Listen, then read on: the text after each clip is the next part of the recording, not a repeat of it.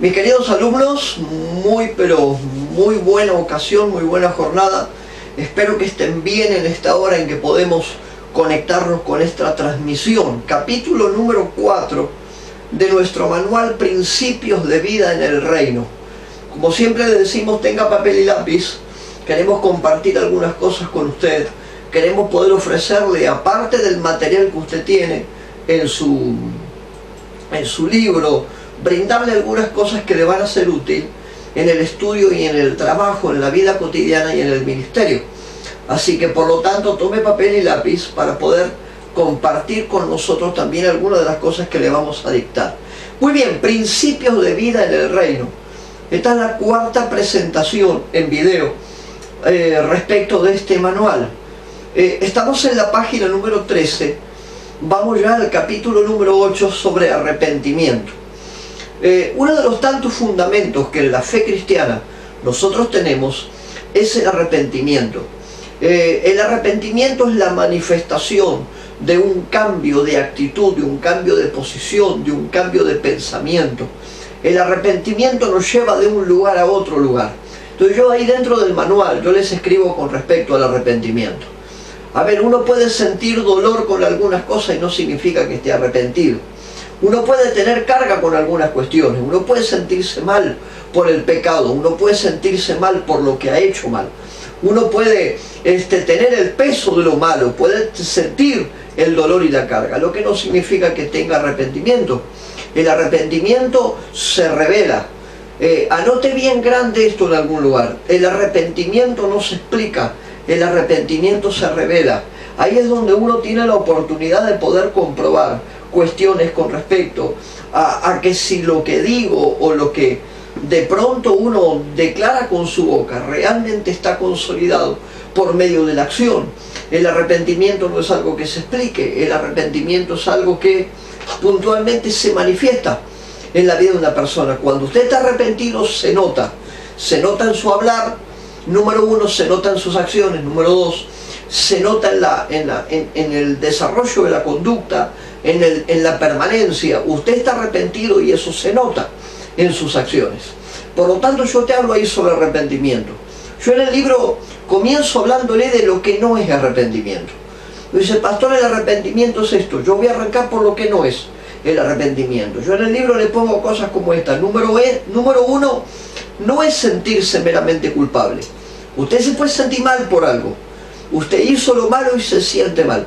No significa que esté arrepentido. El arrepentimiento es otra cosa. Número uno. Número dos, no es solamente un sentimiento por algo que le tocó vivir, por algo que le pasó o por algo que hizo. El arrepentimiento no es un mero sentimiento. Usted no procesa el arrepentimiento por los sentimientos o por el pensamiento. El arrepentimiento se procesa por las acciones. Entonces son las acciones las que dan cuenta de que una persona está arrepentida. Cuando alguien te diga, estoy arrepentido de esto, usted lo puede tomar o lo puede dejar, pero el arrepentimiento de la persona lo verá en las acciones, no lo verá en ningún otro lugar. Número uno, no es solamente sentirse culpable. Número dos, no es solamente un sentir de la situación que estoy viviendo. Número tres, no es meramente tratar de ser una buena persona. A veces la gente dice, es tan grande lo malo que hice, es tan grande que yo trato de hacer cosas buenas para subsanar lo malo.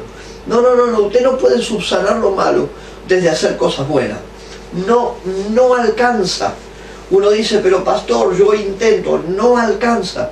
No es solamente tratar de ser una buena persona.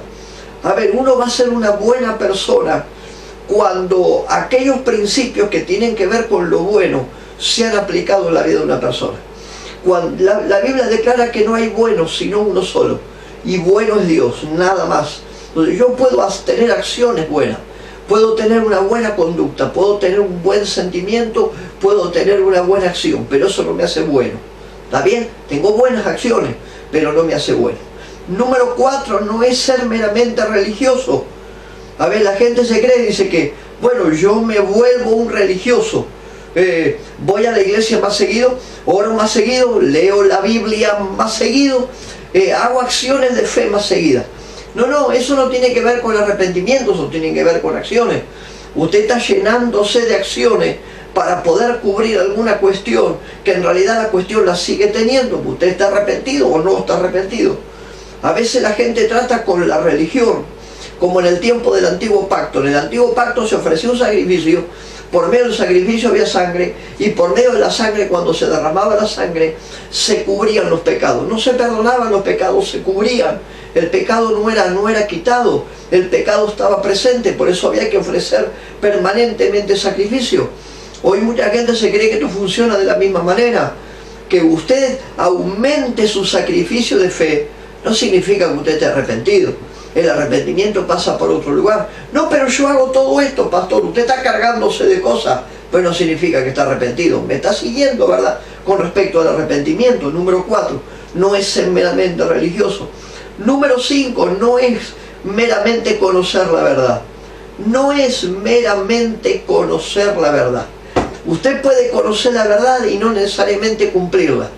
Uno puede saber lo que es verdad y no necesariamente está cumpliendo la verdad. Yo si conozco la verdad, seré completo cuando la cumpla la verdad.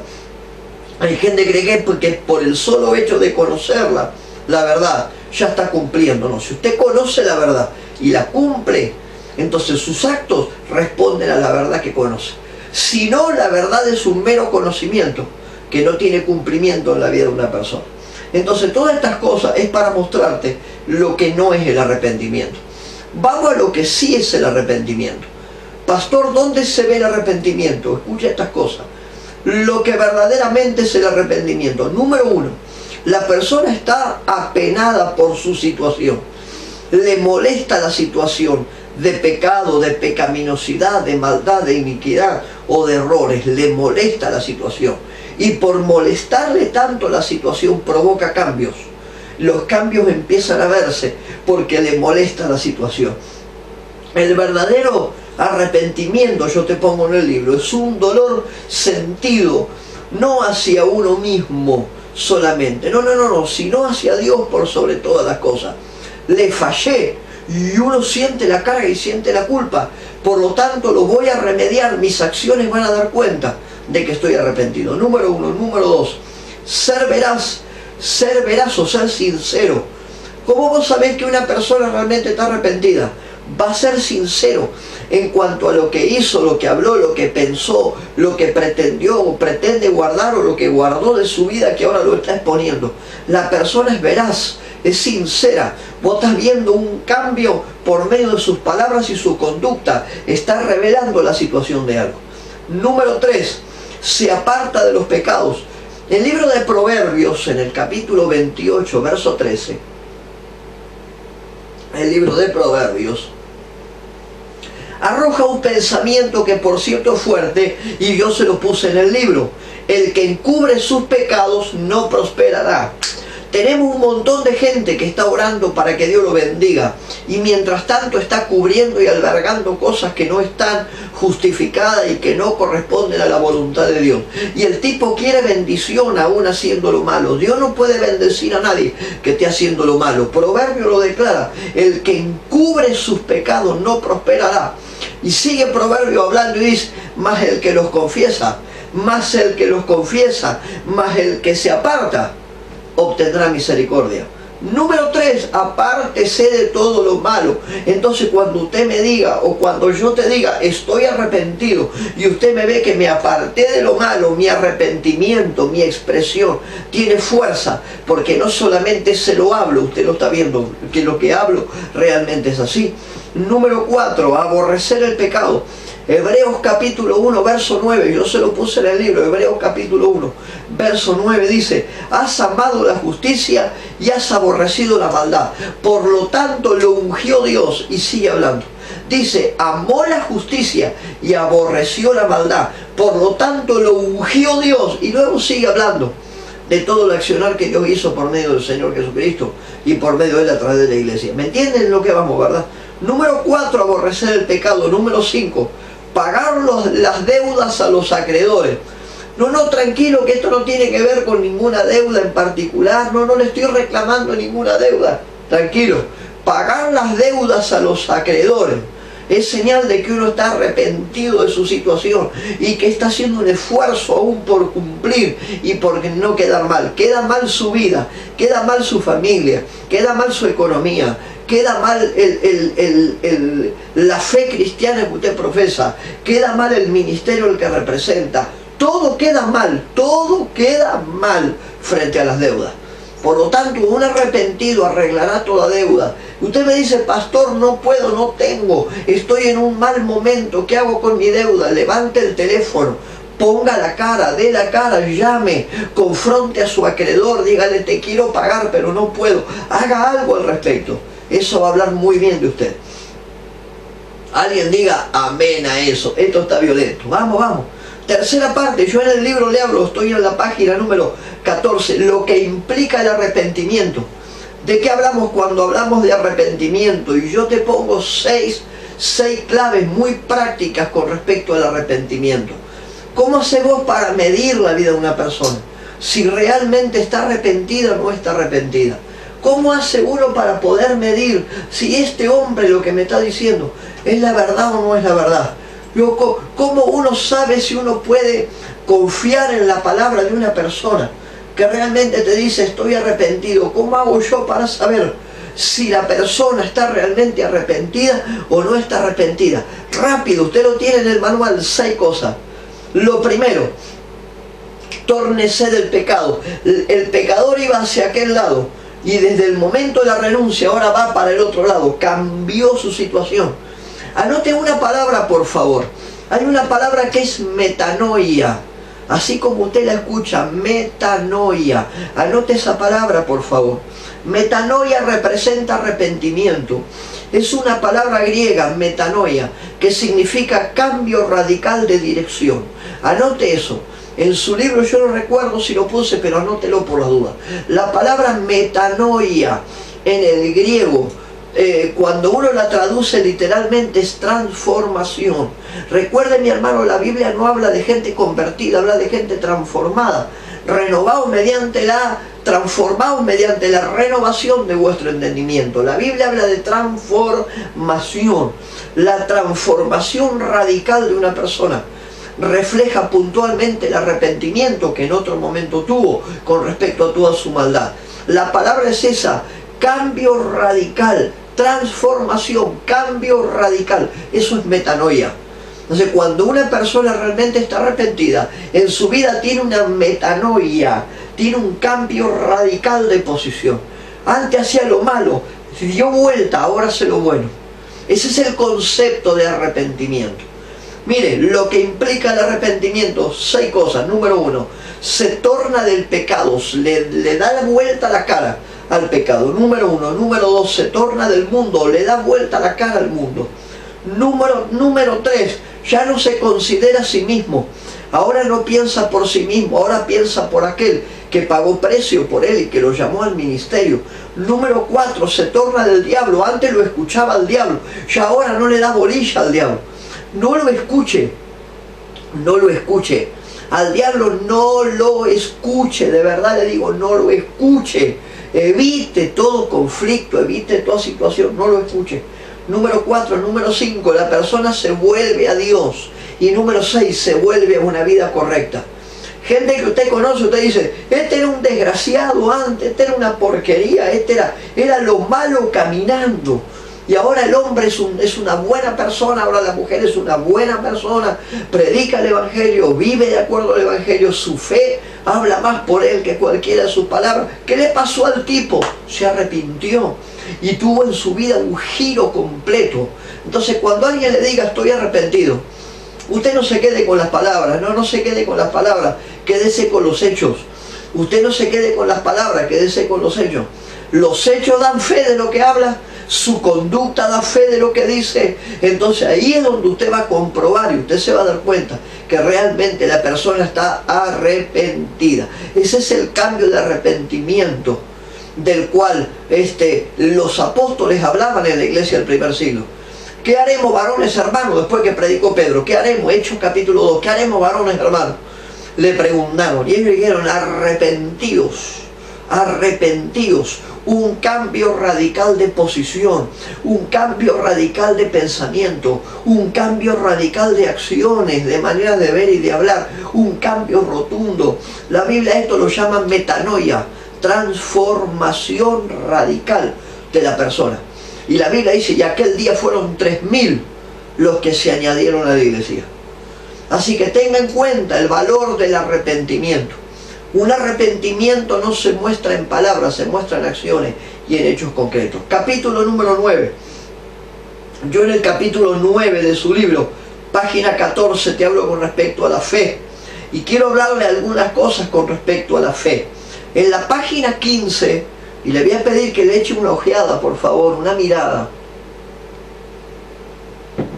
En la página 15, yo te hablo con respecto a la base de la fe. La base de la fe. Y ahí te pongo, la fe no arranca en el hombre, arranca en Dios. Esto es naturaleza de Dios. Uy, pastor, esto está fuerte, de verdad. Miren, la fe no arranca en uno. Si no, pero yo tengo un grado de fe. Alguien se la puso la fe. No, pero yo tengo una medida de fe. Alguien te puso la fe. Esto no es una cuestión que uno lo elige. No es buena voluntad. No es buen ánimo. No es una buena actitud. La fe es otra cosa. Todas esas cosas que te acabo de nombrar reflejan la fe. Pueden mostrarla de alguna manera la fe que usted tiene. El origen de la fe, la naturaleza de la fe está en Dios. El punto número 1. El punto número 2. La obra redentora del Hijo de Dios a tu favor y a favor mío fue la mayor muestra y acción de fe que uno puede ver en todos los tiempos. La mayor muestra de fe. Mientras usted estaba en pecado, yo estaba en pecado, mientras estábamos maldecidos en nuestra condición, Dios seguía teniendo fe en su creación. Dios seguía teniendo fe en el hombre. Mientras nosotros fallamos todo el tiempo, Dios sigue teniendo fe en su vida. Por lo tanto, esto no es una naturaleza natural, esto es una naturaleza sobrenatural. Número 1, naturaleza de Dios. Número 2, la obra redentora de Cristo demuestra lo que es la fe en acción. Murió por vos y por mí, sin que supiera cómo nosotros íbamos a recibir todo esto, si lo íbamos a recibir o no lo íbamos a recibir. Hay gente que recibe al Señor, hay gente que no recibe al Señor. Por lo tanto, en nosotros esto no puede comenzar, esto comienza en Dios. La obra redentora del Señor lo dio por claro. Número 3, la palabra de Dios. La palabra de Dios está fundamentado en acciones de fe. Mateo 24:35, yo te lo pongo en el libro. Mateo 24:35 dice: el cielo y la tierra pasarán, pero mis palabras no pasarán. ¿Se acuerdan de aquello? Eso está en Mateo 24:35. Número 3, la palabra de Dios. Por lo tanto, usted y yo tenemos que obrar de acuerdo a parámetros de fe. Muévase de acuerdo a parámetros de fe.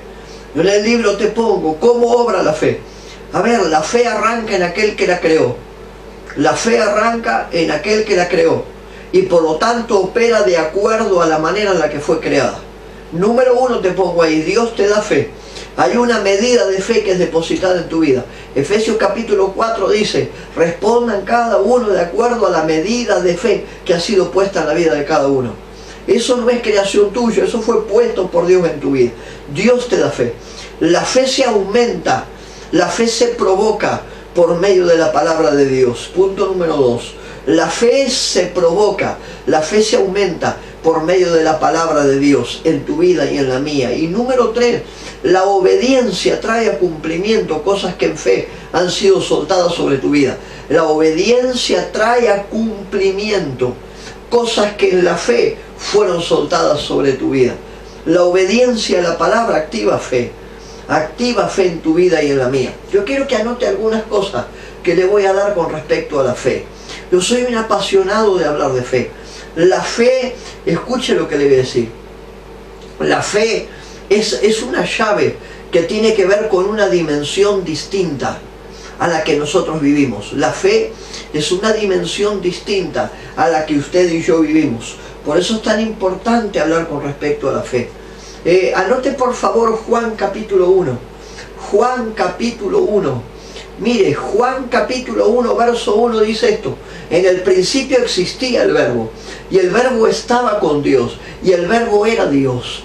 Hay otra versión de la palabra, que es la versión NTV, Nueva Traducción Viviente, que dice: en el principio existía la palabra, y la palabra estaba con Dios, y la palabra era Dios. Por lo tanto, si la palabra alimenta la fe, las dimensiones de fe que serán puestas en su vida, o en las dimensiones de fe en las cuales yo me voy a ubicar, dependen estratégicamente de la palabra recibida y de toda palabra activa. Es tan importante ver la conexión entre la palabra y la fe. La fe viene de la naturaleza de Dios, pero la palabra trae aumento de fe en tu vida. A mayor conocimiento, a mayor revelación, a mayor discernimiento, tus niveles de fe serán aumentados en tu vida. Anote algunas cosas. Juan capítulo 1, verso 1 hasta el verso 5. Juan capítulo 1, del verso 1 hasta el verso 5. Hay 4 cosas que yo te voy a nombrar que están en ese pasaje, que están revelados ahí. Anótelo rápido esto. Número 1, la palabra está en tu vida. Número 1, yo te estoy hablando de fe. Es el capítulo 9 de nuestro libro, página 15, y termina en la página 16. Número 1, recuerde esto: la palabra está en ti. Él es la palabra vivificada en nosotros.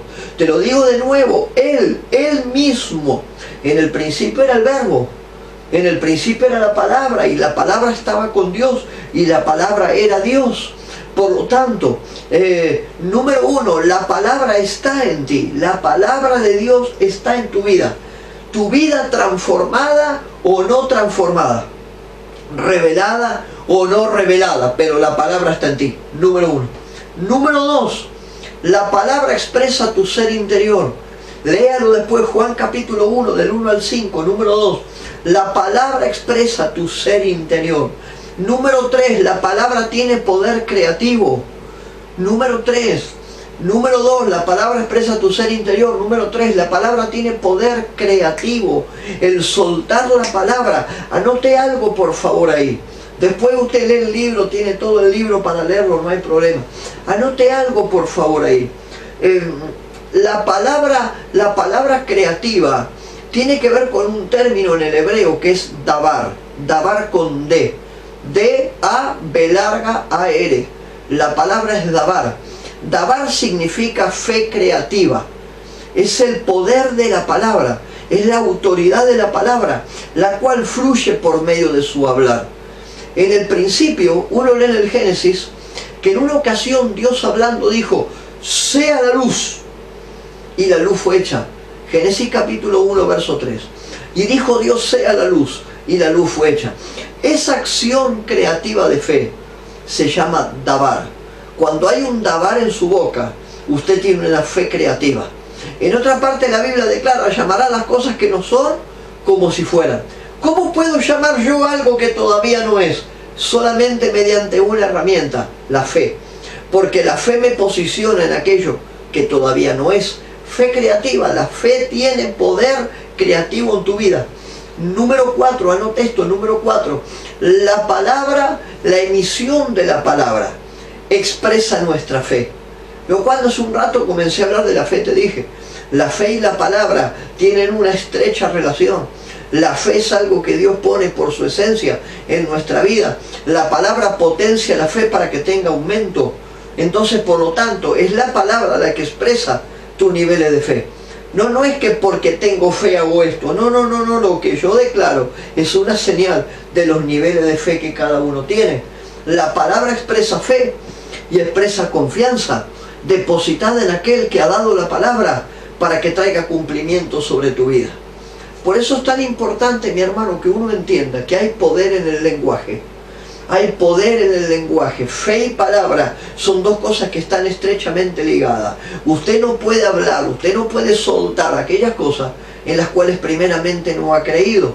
Y el creerlo es un trabajo que el Espíritu de Dios, mediante la esencia del Padre, pone en tu vida, porque la fe no arranca en la tierra, arranca en el cielo. ¿Estamos de acuerdo con eso? Entonces ponga ahí. Hay un poder tremendo en la fe. Hay un poder tremendo.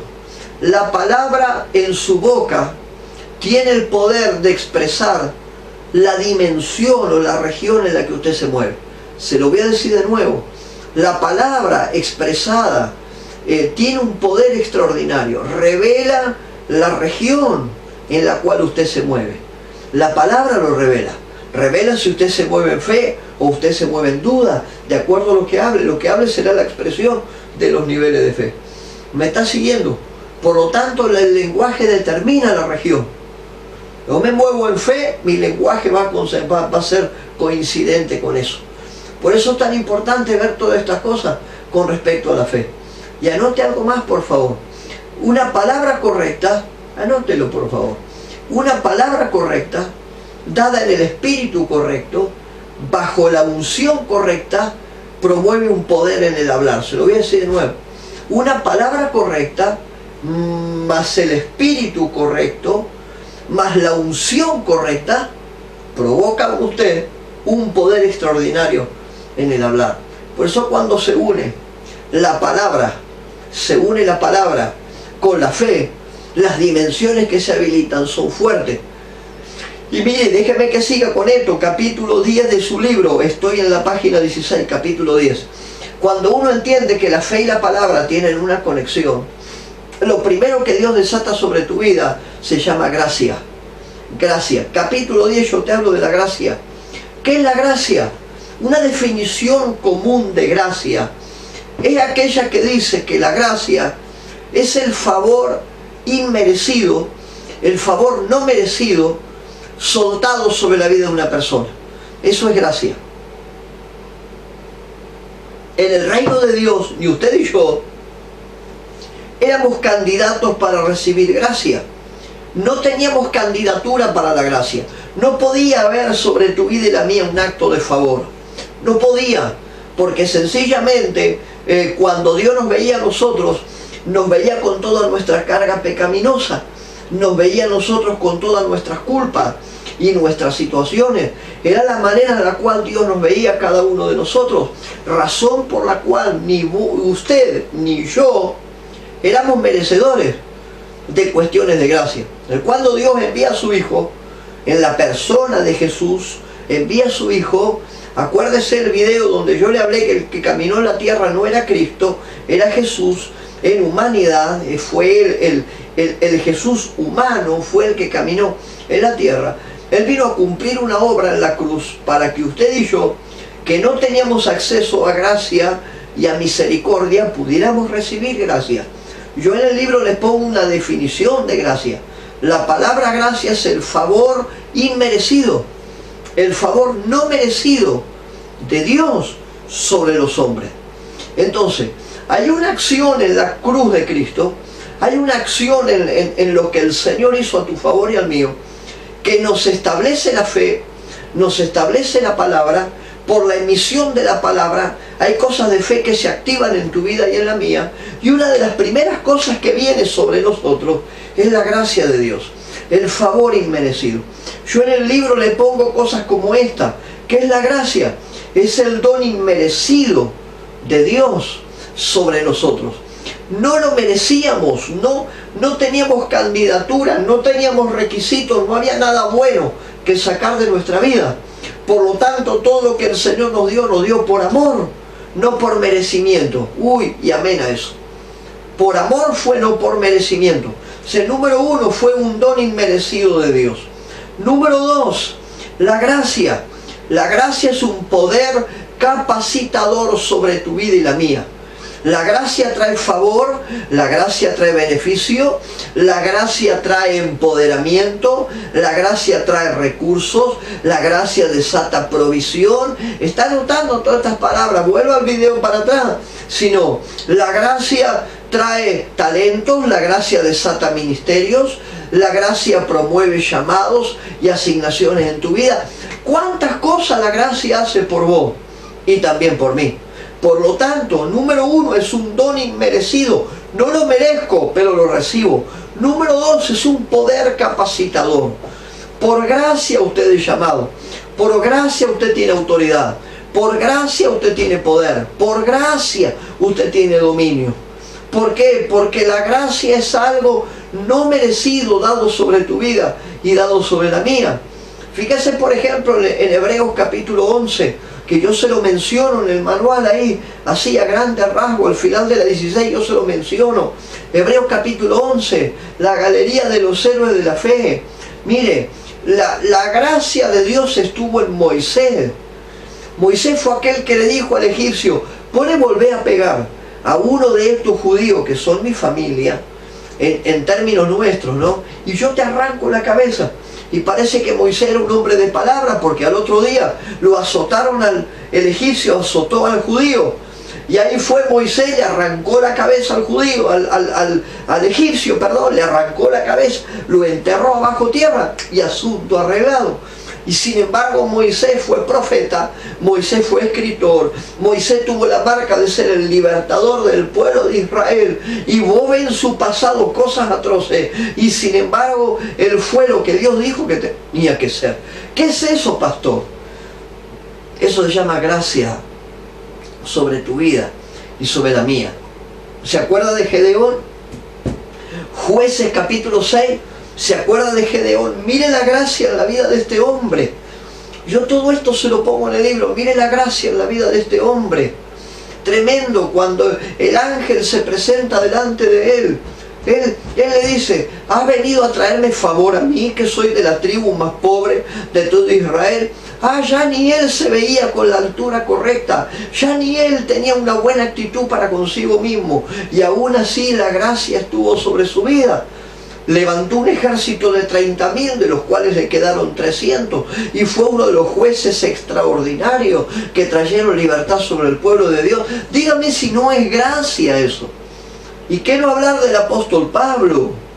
¿Qué no hablar del apóstol Pablo? Anote ahí Hechos capítulo 15, después lo ve. Pablo fue aquel que estuvo sentado en una plataforma ministerial con Pedro, con Juan, con Santiago, con Bernabé. Él estuvo sentado ahí. Un hombre del cual persiguió a los cristianos, mató cristianos, era un hereje. Es Saulo de Tarso antes de transformarse al cristianismo. Fue un desgraciado él. Las cosas malas que ha hecho ese hombre. Y sin embargo el Señor le sale al encuentro y le dice, Saulo, Saulo, ¿por qué me persigues, Saulo? ¿Por qué me persigues? ¿Por qué me haces todo esto? ¿Yo qué te hice? Diría en otras palabras, el capítulo, parafraseando el capítulo 9 del libro de los Hechos, ¿yo qué te hice? ¿Por qué me haces esto? Soy Jesús a quien tú persigues. ¿Qué es eso, mi hermano? Gracia. Recuerde, todo lo que tenemos, lo tenemos por gracia. El llamado viene por gracia. El perdón viene por gracia. La provisión viene por gracia. El favor viene por gracia. Los beneficios de Dios sobre tu vida vienen por gracia. Todo lo que usted tiene y yo tengo viene por gracia. Esto no salió de otro lado, esto viene por gracia sobre tu vida y sobre la mía. Mire qué importante que es ver los factores de la gracia de Dios. No lo merecíamos, pero nos amó. No lo merecíamos, pero nos rescató. No lo merecíamos, nos dio una nueva oportunidad. Tenemos vida, tenemos familia, tenemos llamado, tenemos asignación, tenemos promesa, tenemos ministerio, tenemos provisión. No lo merecíamos, pero Dios lo hizo. Mantengan alto la gracia de Dios en su vida siempre. Déjenme ir un capítulo más en la página 18. Si tenemos gracia, mire, todo esto está interconectado, mi hermano. Anote algo grande y cuando tenga que decírselo a alguno, recuérdeselo, anótelo. Esto en el libro no va a estar, pero usted anótelo ahí. Cuando tenga que decírselo a alguien, dígaselo. Cuida la gracia en tu vida, porque si no te vas a convertir en una desgracia. Tranquilo, que esto no es algo personal con alguien, puntualmente. No, usted tranquilo. Pero uno está del lado de los buenos o está del lado de los malos, en el medio no está. Uno está bajo el favor o está bajo el desfavor. Uno está bajo la gracia, y si no está bajo la gracia, se transforma en una desgracia. Así que recuerde esto y dígaselo siempre a cada persona que Dios le cruce en el camino. Guarda la gracia en tu vida, guarda la gracia de Dios en tu vida. Y cuando te pregunten por qué, porque si no guardas la gracia de Dios en tu vida, te convertirás en una desgracia. Recuérdelo, es solamente algo agregado para que usted recuerde. Si uno tiene fe y tiene palabra y uno está bajo la gracia de Dios, tenemos que hablar del bautismo. Uno de los tantos fundamentos de la fe apostólica fue el bautismo. Dice que Felipe fue transportado para con un etíope, y el etíope andaba ahí, venía leyendo algunas cosas, y él decía, no sabía cómo eran ciertos sucesos. Y cuando Felipe es transportado, la Biblia lo declara literalmente, Felipe fue transportado a hablarle al etíope. Cuando junto al carro se pone en el etíope y él le habla del mensaje de salvación, y él le habla de la fe, y en un momento le dice, bautícese. Y había un charco de agua ahí, y él dice, ¿qué impide que yo sea bautizado en ese charco de agua que está ahí? Yo quiero decir algunas cosas con respecto al bautismo. El bautismo es un acto de fe que puede ser inmediato, puede ser progresivo. Nosotros no somos quienes para decirle cómo hacer las cosas a Dios. Yo me crié en una familia de fe, donde en mi niñez, que a propósito mis hermanos no hace tanto, a veces uno cree que hace mucho de eso, no hace tanto. En nuestra familia de fe, yo me crié cuando era chico, y a nosotros nos hacían tomar un curso de bautismo que duraba 1 año. Y yo siempre me pregunté, ¿por qué esto dura 1 año? Hay que esperar 1 año para bautizarse, hasta que un día entendí que el bautismo no dependía del curso, el bautismo dependía de que la persona entienda lo que iba a hacer. Y a partir de ahí uno comienza a moverse en otras áreas y a entender otras cuestiones. Yo no digo que esté mal formar a una persona, enseñarle y explicarle para el bautismo. Lo que digo que está mal es tener al tipo curso tras curso durante todo 1 año. Lo que yo tengo que ver es que el hombre entienda, que la mujer entienda, que la persona entienda lo que es el acto de bautismo. El etíope le dijo a Felipe, vamos a parar el carro acá, vamos a parar el carro. ¿Qué impide que yo sea bautizado en esa agua? Y Felipe dijo, nada lo impide si usted lo entiende. Y usted sabe muy bien que el acto de bautismo es el acto donde yo demuestro públicamente que estoy muriendo mi vieja vida y comenzando una nueva. Vamos para el agua, dirían los centroamericanos. Y allá fueron para el agua sin problema. Y dice que Felipe lo bautizó aquel día. A ver, ¿qué impide que una persona sea bautizada de manera inmediata o no de manera inmediata? Que lo entienda el proceso de bautismo. Es uno de los tantos fundamentos de nuestra fe. El ser bautizado, la palabra bautismo, significa sumergido. La palabra bautismo significa sumergido. ¿Está conmigo, verdad? Es un acto de inmersión. La persona es inmersa, la persona es sumergida en un acto de bautismo. El bautismo, hay distintos tipos de bautismo en la Biblia. Usted se va a encontrar con el bautismo de agua, con el bautismo de fuego, con el bautismo en el Espíritu, pero yo me voy a ocupar del bautismo en agua ahora. Ya vamos a tener tiempo para hablar de las otras cosas. El bautismo en agua es un acto de soy sumergido en el Señor. Todos mis pecados quedan ya desterrados de mi vida y yo comienzo una nueva vida en el momento que me levanto. Eso significa bautismo, inmersión. El bautismo en agua, el acto de sumergirse, el acto de volver a surgir otra vez a la superficie, es un cuadro simbólico, escuche, es un cuadro simbólico donde yo doy fe de que mi vieja vida quedó atrás y ahora tengo una nueva etapa. ¿Sabe qué? La obra de Cristo en la cruz representa de una manera muy puntual el bautismo, muy puntual. A veces uno dice, ¿cómo relaciono las cosas? Jesús fue al Jordán para que Juan lo bautizara. Cuando Juan levantó la cabeza y lo vio, y vio que era el Señor, le digo, ¿cómo yo te voy a bautizar a vos? Si vos sos el que me tenés que bautizar a mí. Y el Señor le dijo, no, vos me tenés que bautizar a mí. Y le suelta una palabra, le dice, para que toda palabra sea cumplida. Entonces, uno ve el acto del bautismo, el ser sumergido en él, el acto de entrar en inmersión en el agua, dejando toda mi vieja manera de ser y levantándome una nueva vida, refleja de una manera puntual 4 etapas claras en la vida de Cristo, la vida de una persona. Yo esas 4 etapas claras se las puse en su manual, y esto está en la página 18. 4 etapas claras. Número 1, Él murió. Al igual que mi vieja vida, A partir de aceptar yo al Señor, número 1, Él murió. Número 2, Él fue sepultado. El acto de bautismo me dice que yo fui sepultado juntamente con Él. Entonces, número 1, Él murió, yo me morí con Él. Número 2, Él fue sepultado, toda mi vieja naturaleza fue sepultada con Él. Número 3, Él resucitó, yo estoy surgiendo a una nueva vida en mi ser. Si Él resucitó, yo resucito. El apóstol Pablo le escribe a los Corintios y le dice, seremos resucitados juntamente con Él. En otra ocasión dice, resucitaron con Él. Entonces, Él resucitó. A partir de mi acto público, el cuadro, la imagen del bautismo, yo estoy diciendo que yo estoy resucitando con Él. Número 4, Él ascendió y yo ascendí juntamente con Él. Efesios capítulo 2, y yo se lo marqué ahí, Efesios capítulo 2, no habla de una posición física, habla de una dimensión espiritual.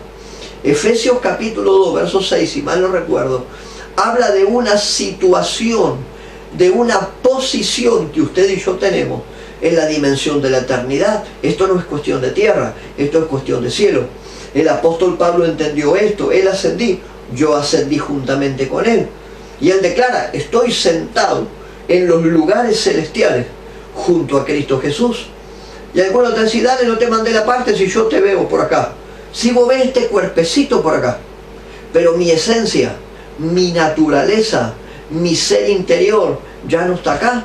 Estamos sentados juntamente con Él en Cristo Jesús. ¿Puede decir amén a eso? Él murió, Él fue sepultado, Él resucitó y Él ascendió. En el acto de bautismo yo me muero, yo me sumerjo, estoy sepultado ahí, yo resucito en una nueva vida y a partir de ahí yo estoy ubicado con Él en los lugares celestiales. Porque Él pagó un precio por mí y tiene ese lugar. ¿Me está entendiendo, verdad? ¿Qué hay en el bautismo? Por hacértela más fácil algunas cosas. ¿Qué hay en el bautismo? Cambio de reinos hay en el bautismo. Permanentemente en la tierra hay una lucha de poderes. Cada hombre y cada mujer en la tierra está enfrentando una lucha de poderes. El reino del mal y el reino del bien. La maldad de las tinieblas y el reino de Dios a partir de su gobierno sobre la tierra. Entonces esto es un conflicto de reinos, esto es un conflicto de poderes, esto es un conflicto de lucha. Cuando usted va al bautismo, le está diciendo a un reino, yo te entierro por completo a vos ahí, y al otro reino le digo, y a vos te acepto y me establezco totalmente en ti. Por esa razón, mis hermanos, cuando una persona llega al Señor, cuando una persona llega a la fe, todos los problemas que antes no tuvo, ahora los tiene. ¿Le ha pasado eso alguna vez? ¿Le ha pasado de oír una persona que te diga, yo antes no tenía todos estos problemas y ahora que llegó a la fe, estoy tapado de problemas, estoy tapado de lío, pastor, ore por mí porque se me vino todo junto? ¿Le suena conocido haber escuchado eso alguna vez? Yo vivía mi vida tranquilo, resulta que desde que llegué al Señor tengo todos los líos juntos. ¿Por qué? Porque usted y yo enfrentamos una crisis de reinos, un conflicto de poderes. En el momento del bautismo, simbólicamente, usted está dejando el poder que un reino tenía sobre usted, lo está enterrando, para darle la autoridad de su vida a otro reino, y aquel que se ve sepultado y va a pelear por aquello que poseía. Por eso hoy, en la fe, usted y yo tenemos un montón de problemas que antes cuando no estábamos en la fe no lo teníamos. Conflicto de reinos. ¿Me siguen lo que le digo, verdad? Por eso la Biblia habla del primer Adán y del segundo Adán. El primer Adán fue aquel Adán que en el huerto del Edén pecó y desobedeció a Dios. Pero para poder retomar todo este diseño, para poder volver a darle forma al plan original de Dios sobre tu vida y la mía, tenía que venir alguien en la misma condición del primer Adán. Por eso Jesús vino a la tierra, por eso Dios Padre dio a su Hijo por usted y por mí. Porque había que resarcir todo esto. Y no podíamos hacerlo nosotros en naturaleza pecaminosa. Tenía que hacerlo alguien sin mancha. Y Él estuvo en el cuerpo de Jesús con nuestras mismas tentaciones, con la diferencia que nosotros pecamos todo el tiempo y Él no pecó. Por lo tanto, cuando va a la cruz y resucita al tercer día, en su resurrección, Él vence a las tinieblas. Y por medio de eso ahora, usted y yo podemos dejar un reino de maldad para ir hacia el reino de Dios por sobre todas las cosas. Y eso va a generar un conflicto, seguramente. Está conmigo con estas cosas, ¿verdad? Mire lo importante que es ver todos estos temas, como el arrepentimiento, como la fe, como la gracia, el bautismo, son elementos de nuestra fe en Cristo Jesús. Yo voy a terminar este cuarto video con respecto a una palabra que te di cuando arranqué. Esa palabra fue transformación. Cuando uno se arrepiente, yo voy a unir todo esto que te hablé. Cuando uno se arrepiente, cuando la palabra cobra vida en su ser, cuando el arrepentimiento habilita niveles de fe, y los niveles de fe habilitados traen un aumento de gracia sobre tu vida. Y la gracia te lleva a un cambio tan profundo, donde el bautismo señala los niveles de transformación en una persona. Antes era una porquería, y ahora se ha transformado en una persona buena. ¿Qué es lo que le pasó? Todo esto le pasó. Esto fue lo que Pedro le declaró a los muchachos en Hechos capítulo 2. Varones hermanos, le dijeron, ¿qué hacemos? Estamos arrepentidos, queremos la fe, queremos la gracia del Señor que nos habla, queremos esto. Varones hermanos, ¿qué hacemos? Arrepiéntase y bautícese cada uno y crea en el Señor Jesucristo. Estas cosas son parte de nuestra fe apostólica, son parte de nuestros fundamentos. Y no está mal que cada tanto alguien nos recuerde estas cosas. Algunos me decían, pastor, yo esto ya lo sé, o de alguna manera me lo enseñaron. Qué bueno, estoy acá para refrescarte la memoria y que uno nunca se olvide que todas estas cosas son un refrigerio para nuestra vida, son un refrigerio para nuestra alma, son un refrigerio para nuestro ser. Saber que tenemos la herramienta de la fe, el poder de la fe, el poder de la palabra. La fe es el único lenguaje que el cielo entiende. Te lo digo de nuevo, la fe es el único lenguaje que el cielo entiende. Por eso vos ves en Hebreos 11, por la fe hicieron esto, por la fe hicieron aquello, por la fe hicieron lo otro. ¿Cómo no creer en estos fundamentos si todo lo que tenemos y somos es por gracia? La gracia es el don inmerecido de Dios. No lo merecíamos, no había nada bueno en nosotros, no había nada que pudiera pagar el precio. Y Dios Padre envió a su Hijo por usted y por mí. Eso fue el mayor acto de amor y de gracia soltado en tu vida y en la mía. Y recuérdenle lo que dije hace un rato. Vamos a aconsejar siempre a la gente. Mantén la gracia y vive en la gracia, porque si no te vas a convertir en una desgracia. No hay punto intermedio para esto. El bautismo revela lo que uno carga y lo que uno tiene. Fue al agua, sepultó su vieja vida, ahora está en un nuevo escenario de vida, en un nuevo momento de poder, de autoridad y de dominio sobre su vida. Lo bendigo grandemente en esta hora. Gracias por estar ahí, gracias por ser parte del Centro de Formación Bíblica y gracias